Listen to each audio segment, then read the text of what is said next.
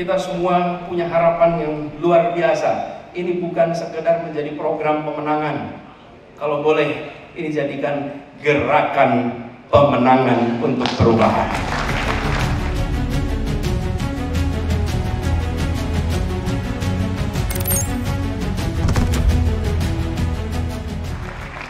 Siang hari ini adalah siang yang luar biasa.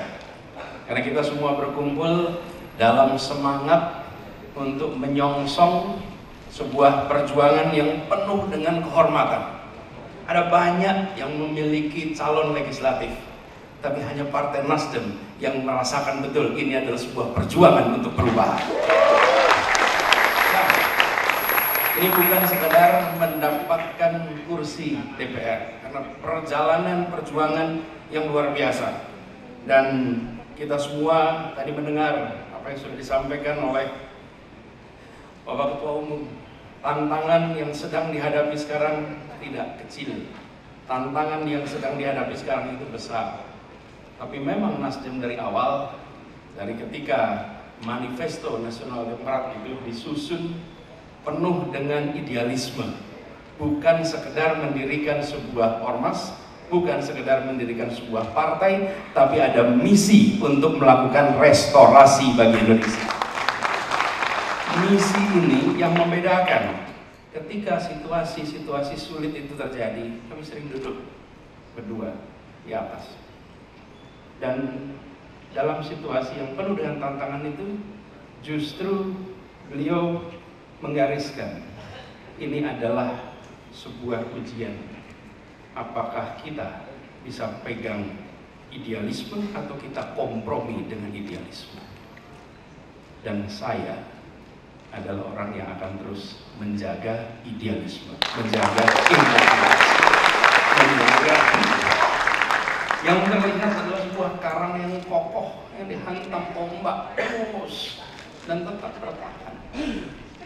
Padahal kalau mau gampang, ambil rute yang mudah, Surya Paloh. Ambil rute yang mudah apa? Hari ini ikut saja dengan arus.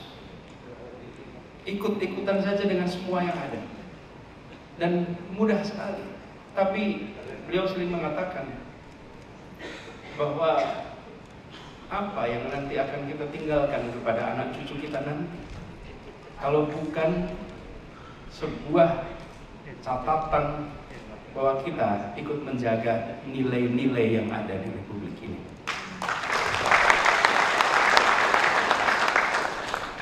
Itu yang kemudian membuat kita semua, saya rasa kita harus menyadari bahwa tantangan besar ini akan kita hadapi sama-sama.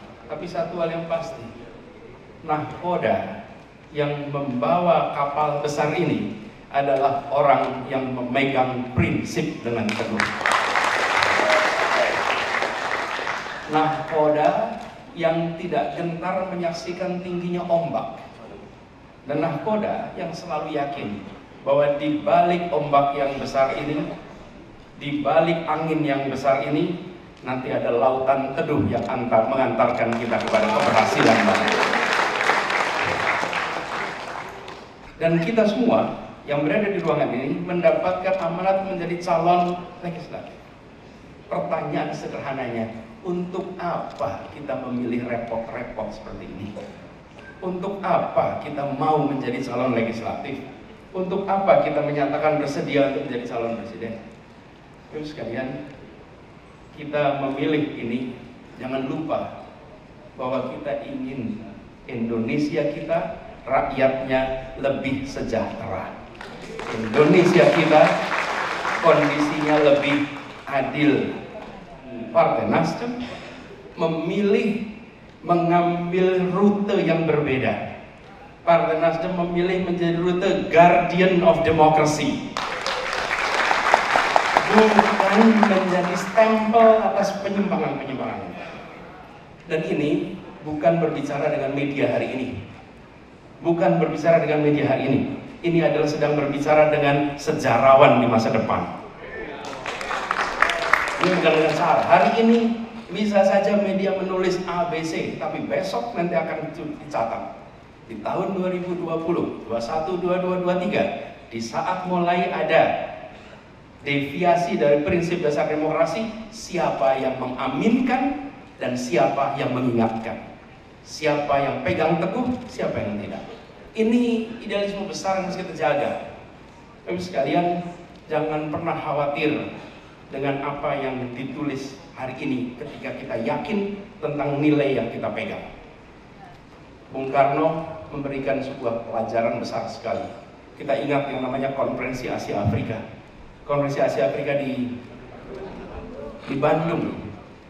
Konferensi Asia Afrika itu membuat ratusan tokoh Asia dan Afrika datang ke Bandung. Mereka datang bukan karena undangan konferensi. Mereka datang karena kagum ada sebuah bangsa bisa merdeka sendiri tanpa pemberian, dan kagum bagaimana kaum ningratnya, kaum aristokratnya membangun negara yang setara. Kok bisa di masa itu? Mereka datang. Tapi apa yang ditulis pada saat itu tentang Konferensi Asia Afrika? Itu adalah sebuah konferensi buang-buang uang. Itu adalah konferensi dansa-dansi para pemimpin.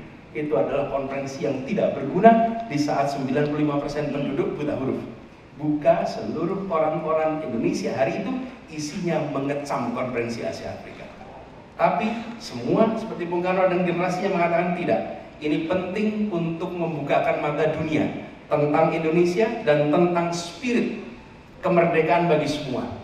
Sesudah konferensi itu menular ke seluruh dunia semangat kemerdekaan itu.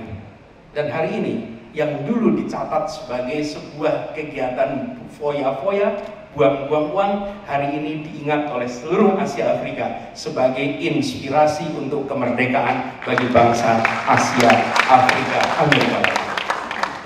Hari ini bisa saja kita berhadapan dengan media yang mengatakan bahwa ini tidak sejalan, ini menyimpang, Nasdem berbeda, mencalonkan yang berbeda, dan lain-lain. Kita tidak usah khawatir. Kenapa? Karena kelak Tuhan nanti akan menunjukkan bahwa rute yang kita ambil adalah rute perubahan untuk kemajuan, untuk keadilan, untuk kebersamaan. Di tahun 1908, kalau kita ketemu dengan para tokoh-tokoh perjuangan lalu ditanya, Bung, kapan kita akan merdeka? Tidak ada yang bisa jawab. 28 ketemu, Bung, kita merdeka? Tidak ada yang bisa jawab. Apa ada gunanya yang Anda perjuangkan? Tidak bisa jawab, Bapak Ibu. Sampai 28 tidak bisa jawab.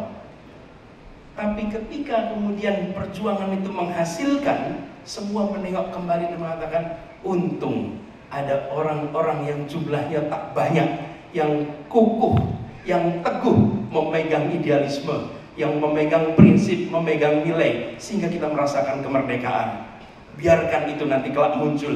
Untung bangsa ini ada partai seperti Nasdem, ada orang seperti Pak Surya Paloh, ada caleg-caleg seperti ini yang memegang nilai itu. Nanti hari ini kita tidak bisa jawab, dan kita belum tahu ketentuan Tuhan apa pada bulan Februari besok.